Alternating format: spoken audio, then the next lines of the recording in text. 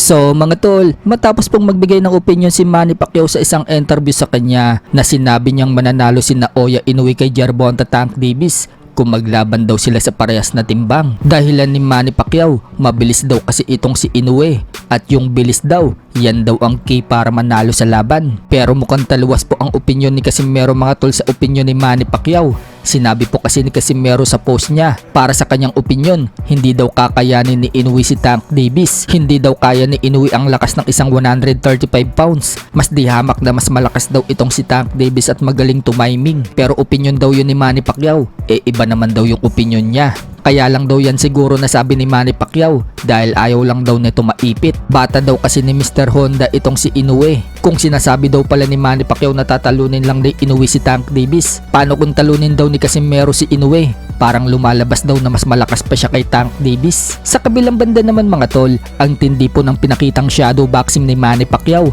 Non-stop po kasing sumuntok si Manny Pacquiao ng 30 seconds. Sigawan nga po yung mga tao sa paligid ni Manny Pacquiao dahil sobrang tagal daw ng suntok na yun. Marami ang humanga kay Pacquiao dahil sa edad na 46, talagang nagagawa pa niya yun. Sa isang media day naman mga tol, pinasilip na ni Manny Pacquiao yung katawan niya. Nasa shape naman po ang katawan ni Manny Pacquiao at lumilitaw na ang abs nito. Pero makikita mga tol na medyo may belly pa si Manny Pacquiao. 3 weeks pa naman ang pag-iinsayo ni Manny Pacquiao. Hindi pa niya pinagtutuunan na palabasin ang mga muscle niya. Nakapokus pa si Pacquiao na sunugin muna ang taba niya. Kapag pumayat na siya, doon pa lang niya palalakihin ang katawan niya para maging muscle na. Mahaba-haba pa ang preparation mga tol, marami pa ang magbabago. Samantala, pinakilala na po ng Viva Promotion ang sparring partner ni Manny Pacquiao. Sa post nga po ng Viva Promotion mga tol, pinakita na kakatapos lang ng sparring ni Manny Pacquiao. At ang ka-sparring ni Pacquiao, itong American prospect na si Samuel Contreras. May taas na 5'11" at mukhang bagito pa ito mga tol. May record po kasi ito sa pro na 2-0 with 1 knockout. Sa kabilang banda naman mga tol,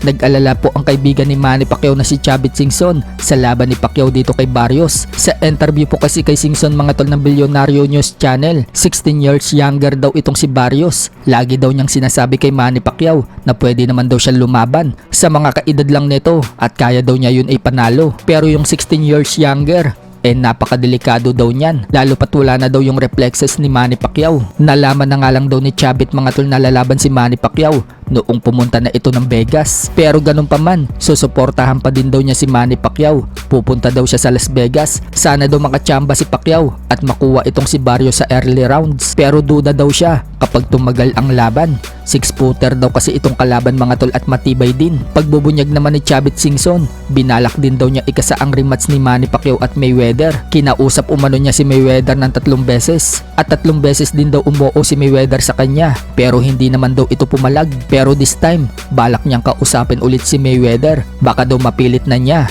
dahil nababalitaan daw niya na bankrupt na itong si Mayweather. Sa mga hindi po nakakaalam mga tol, isa nga po si Chavit Singson ang nagkasa ng laban ni Mayweather versus Manny Pacquiao. Kaya natuloy ang laban na yan dahil sa kanya. Tinawag pa nga po ni Mayweather na godfather itong si Chavit Singson.